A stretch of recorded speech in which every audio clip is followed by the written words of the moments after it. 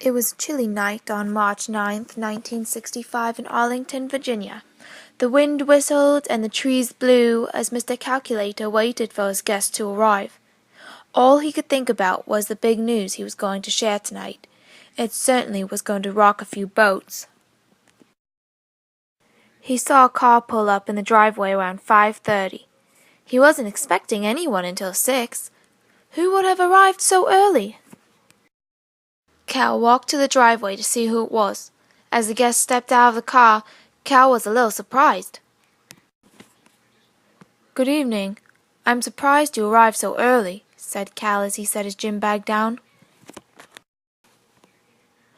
"I thought I'd get settled and relax before dinner," the guest stated.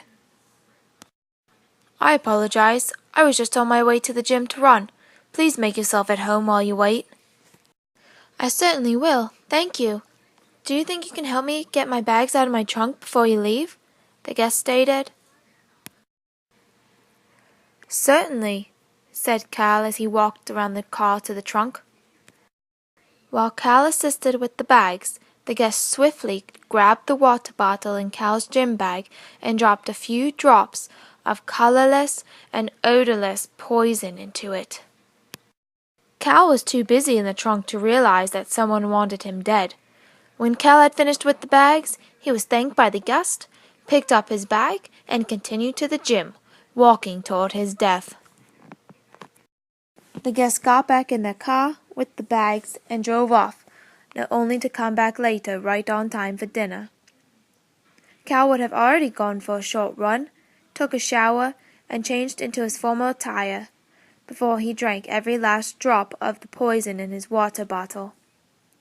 The poison would have taken its toll on Mr. Calculator right as he rang the doorbell to be let in by the maid, because he had forgotten his key after he had already looked in the shed for a spare. "Who is this mysterious guest, you ask, and why was Cal killed?" Mr. Calculator was killed by none other than Mrs. Independent herself.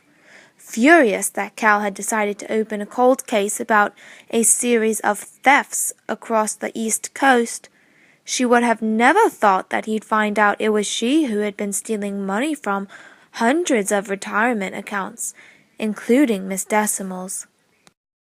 But Cal had, and he was about to reveal her to everyone at dinner.